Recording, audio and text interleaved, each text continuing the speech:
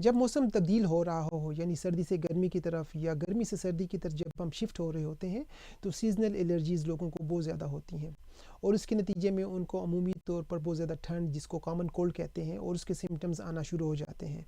कुछ लोगों को बहुत ज़्यादा स्नीजिंग यानी छींकें आती है, ख़ासकर जब वो सुबह के वक्त उठते हैं या मुँह धोते हैं। कुछ लोगों को रात को लेटते वक्त नाक उनका बहुत ज़्यादा ब्लॉक रहता है, बंद रहता है। खांसी का मसला हो सकता है, बुखार हो सकता है, उनको हेडेक्स हो सकते हैं, उनकी आंखों से पानी आ सकता है। तो तमाम वो साइन एंड सिम्टम्स हैं जो आम तौर पर हमें कॉमन कोल्ड की वजह से होते हैं। तो इस वीडियो में हम देखेंगे कि इसके पीछे कौन सा वायरस इन्वॉल्व होता है और हमारे पास ऐसी कौन सी कुदरती जड़ी बूटियाँ हैं या रेमेडीज़ हैं जिसका इस्तेमाल करके आप इस बीमारी से या इस परेशानी से अपने आप को बेहतर कर सकते हैं। तो ये मुख्तसर सी वीडियो जो है, आज हम बात करेंगे अमूमी ठंड जिसको कि कॉमन कोल्ड कहते हैं और कुछ दवाएं जो कि ख़ासकर नेचुरल रेमेडीज़ हैं, इनका इस्तेमाल करके आप अपनी सेहत को मुकम्मल तौर पर बेहतर कर सकते हैं। लेकिन नाज़रीन, अपना कोई भी इलाज करने से पहले आप ज़रूर अपने डॉक्टर या हेल्थ प्रोवाइडर से ज़रूर मशवरा करें। बुनियादी तौर पर जो कॉमन कोल्ड होता है ये एक वायरल इन्फेक्शन की वजह से होता है और ज़्यादातर ये आपके ऊपर वाले रिस्पायरेटरी ट्रैक्ट को, जिसमें आपका नाक और गला शामिल है, उसको ज़्यादा मुतासिर करते हैं। इसमें जो वायरस आपको इफ़ेक्ट करता है, ख़ासकर ये हमें ज़्यादा मुतासर करता है अगस्त या अर्ली सितंबर के महीने में या मार्च और अप्रैल के महीने में। तो ये कुछ 4 महीने ऐसे होते हैं जिसमें सर्दी से गर्मी या गर्मी से सर्दी की तरफ हम शिफ्ट हो रहे होते हैं। तो इन 4 महीनों में ज़्यादातर लोगों को कॉमन कोल्ड या इस तरह की एलर्जीज़ का मसला ज़्यादा होता है। और अगर इस कंडीशन को छोड़ दिया जाए यानी इसका अगर आप इलाज नहीं करते तो यही फिर बढ़कर आपको साइनसाइटिस का मसला दे सकती है। इसके अलावा आपके लंग्स यानी लोअर रिस्पिरेटरी ट्रैक्ट में इन्फेक्शन हो सकता है और कभी कभी कुछ लोगों को कान के इन्फेक्शंस भी हो सकते हैं। अब जब हमें कॉमन कोल्ड होता है तो उसकी वजह से हमें सिम्टम्स कौन से मिलते हैं? अक्सर लोगों की रनी नोज़ होती है यानी नाक से हमेशा पानी बहता रहेगा या कभी कभी उनका नाक जो है मुकम्मल तौर पर स्टफ़ी हो जाएगा यानी कंजेस्टेड या ब्लॉक हो जाता है। इसके अलावा आपको बहुत ज़्यादा आपकी आंखें जो हैं वो पिंक हो जाती हैं जिसको रेड आइज़ भी कहते हैं। आंखों से भी पानी आता है, उसमें बहुत ज़्यादा बर्निंग या इचिंग होती है और लगता है कि आपके आंखों के अंदर कोई रेत किस्म के ज़र्रात मौजूद हैं। साथ ही साथ आपको बहुत ज़्यादा स्नीजिंग होगी यानी आपको बहुत ज़्यादा छींकें आएंगी और साथ ही साथ कुछ लोगों को लो ग्रेड फीवर यानी बुखार भी हो सकता है। आपको हेडेक हो सकता है, आपके मसल में पेन हो सकते हैं, सोर थ्रोट गला ख़राब हो सकता है, खांसी हो सकती है और बहुत ज़्यादा लोगों को कभी कभी थकावट या फटीग की प्रॉब्लम्स भी होती हैं। अब इसके पीछे जो कॉज मैंने बताई वो होती है नॉर्मली एक वायरस जिसको राइनो वायरस कहते हैं और ये वायरस जो है आपको आपकी हवा में मौजूद जो ड्रॉपलेट्स होते हैं उसके ज़रिए जब आप छींक करते हैं या कफ़ करते हैं, खांसी करते हैं तो एक से दूसरे लोगों तक शिफ्ट होते हैं। तो ये जो वायरस है, इस वायरस का नाम है राइनो वायरस। और जब आप बहुत ज़्यादा स्नीजिंग करें, अगर आप बहुत ज़्यादा यानी छींकें मारें या खांसी करें तो ये जो इसके ज़रात हैं या जो पैथोजेंस हैं, जो वायरसेस हैं, ये हवा में रहते हैं और इससे दूसरे लोग भी मुतासिर हो सकते हैं। तो ये किस्म का समझे कंटेजियस प्रॉब्लम है जो कि एक बंदे से दूसरे बंदे को, इंसान को लग सकता है।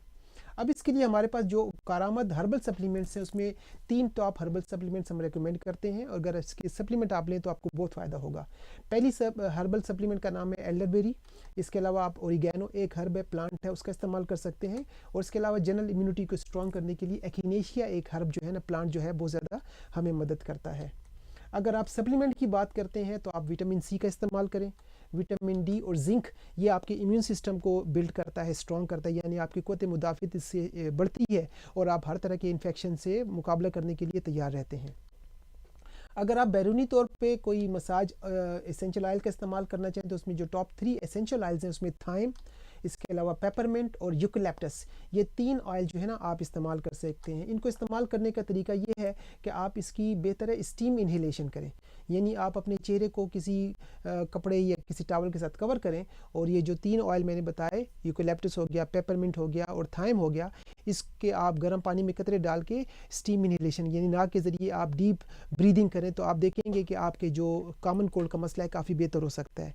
इसके अलावा आप इन्हीं कतरों को अपने बिस्तर पर भी डाल सकते हैं, आप अपने रुमाल पे या किसी टिश्यू पेपर पे डाल के इसको आप सूंघें तो तब भी आपको लगेगा कि आपकी स्नीजिंग, आपका जो कॉमन कोल्ड का मसला है काफ़ी बेहतर हो सकता है। कुछ लोग इसको अपने बाथ टब में डाल के उसमें लेट सकते हैं। इसके अलावा अगर आप चाहें तो इसको आप किसी कैरियर ऑयल में, जिसमें कोकोनट ऑयल हो सकता है, बादामों का तेल, उसमें मिक्स करके आप अपने आप को मसाज भी करें तो इसकी स्मेल के ज़रिए आपके बहुत सारा जो मसला है क़ुव्वत मुदाफ़ियत का वो इम्प्रूव भी होगा और आपको कॉमन कोल्ड के जो सिम्टम्स हैं उसमें कमी मिलेगी। अब आखिर में सबके साथ आपके साथ मैं शेयर करूंगा कि होम्योपैथिक में ऐसी कौन सी 7 रेमेडीज़ हैं जो हम नॉर्मली अपने पेशेंट्स को प्रिस्क्राइब करते हैं। सबसे पहली रेमेडी है, इसका नाम है एलियम सीपा।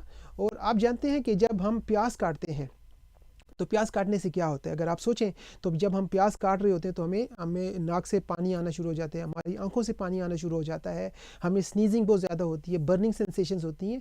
तो उसी बीमारी को कवर करने के लिए हम प्याज ही से एक दवाई बनाते हैं, रेड अनियन से, जिसको अंग्रेज़ी में या होम्योपैथी में एलियम सीपा कहते हैं। और ये इसी तरह के सिम्टम्स को अच्छा करने की दवाई होती है।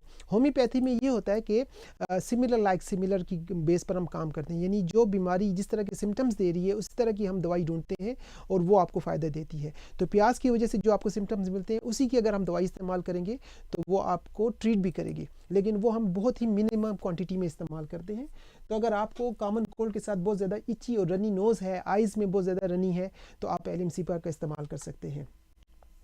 इसके बाद जो दूसरी दवाई, इसका नाम है आर्सेनिक एल्बम। और ये तब हम इस्तेमाल करते हैं जब आपके नाक से बहुत ज़्यादा पानी की तरह का कोरीज़ा बहता है, यानी नाक से बहुत ज़्यादा पतले किस्म के पानी जो है ना डिस्चार्ज इसके साथ निकलते रहते हैं। एकोनाइट हम तब इस्तेमाल करते हैं जब आप ठंडी हवा में जाएं और आपको कॉमन कोल्ड होना शुरू हो जाए, यानी बहुत ज़्यादा सर्द मौसम में आप बाहर गए, ठंडी हवा लगी और उसकी वजह से अगर आपको कॉमन कोल्ड का मसला है तो आप फिर एकोनाइट दवाई का इस्तेमाल करेंगे। अगली दवाई उसका नाम है नेट्राम्योर। ये हम तब करते हैं जब आपकी जो कॉमन कोल्ड है वो स्नीजिंग के साथ शुरू हो, यानी जो पहला सिम्टम हो उसमें आपको छींकें आएँ, उसके बाद बाकी सिम्टम्स आना शुरू हो जाएँ। हीपर सेल्फ हम तब इस्तेमाल करते हैं जब आपका नाक बहुत ज़्यादा बंद रहता हो, तो कंजेस्टेड या स्टफी नोज़ के लिए जो दवाई इस्तेमाल होगी वो होगी हीपर सेल्फ। बेलाडोना हम तब इस्तेमाल करते हैं जब आपको कॉमन कोल्ड के साथ आपके गले में सोर थ्रोट का मसला ज़्यादा हो। तो आपने नाज़रीन देखा कि हम दवाई तब सिलेक्ट करते हैं अकॉर्डिंग टू द कंडीशन। अगर आपको गले का मसला है, सोर थ्रोट है और साथ कॉमन कोल्ड है, तो उसमें आपको जो दवाई हेल्प करेगी उसका नाम है बेलाडोना। लेकिन अगर आपको स्नीजिंग बहुत ज़्यादा आ रही है, उसके बाद आपको कॉमन कोल्ड का मसला है, तो फिर आप दवाई इस्तेमाल करेंगे नेट्राम्योर।